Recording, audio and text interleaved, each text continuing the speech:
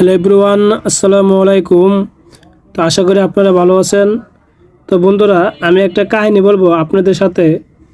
আমি ঢাকায় ছিলাম। তো আমার কাছে না টাকা নাই। এখন আমি বাড়িতে যাব কিভাবে, টেনশনে পড়ে গেলাম।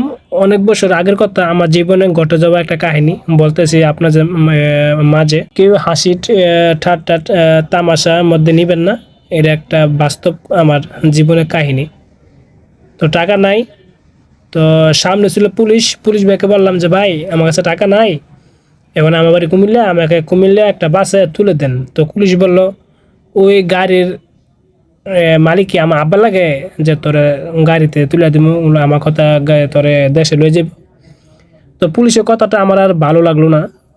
তো কি আর বলবো, ওইখানের একটা লোক আমার কথাটা শুনতে পাই। তো উনি আমাকে একটা ক্যান্টনমেন্টের একটা বাসে আমাকে তুলে দেয়। মাসটা ছিল রমজান মাস। তো গাড়িতে উঠলে বসলাম, সবাই ইফতারি করতেছে আর আমি দাঁড়িয়ে আছি। তো এক লোক বলতেছে নো খাও, আমি না আমি খাবো না।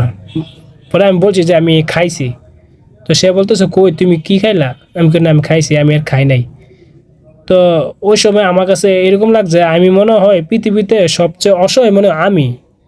ওই সময় আমার কাছে এরকম মনে হয়েছে বিষয়টা। তো চোখের পানি, দু চোখ ভরে পানি পড়তেছে। তো একটি আশা ছিল যে আল্লাহ তাআলা অবশ্যই আমার দিন ফেরাবে।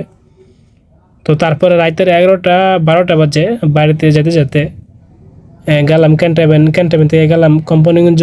টাকা ছাড়াই বাসে উঠে বলতেছে যে টাকা নাই। তো এই ছিল আমার জীবনের কাহিনী। আরও আছে, সেগুলো অন্যদিন এক বলবো। তো আপনারা সবাই ভিডিওটা শেয়ার করে দেবেন এবং কেমন হয়েছে সবাই কমেন্টের মধ্যে জানাবেন। সবাই ভালো থাকবেন।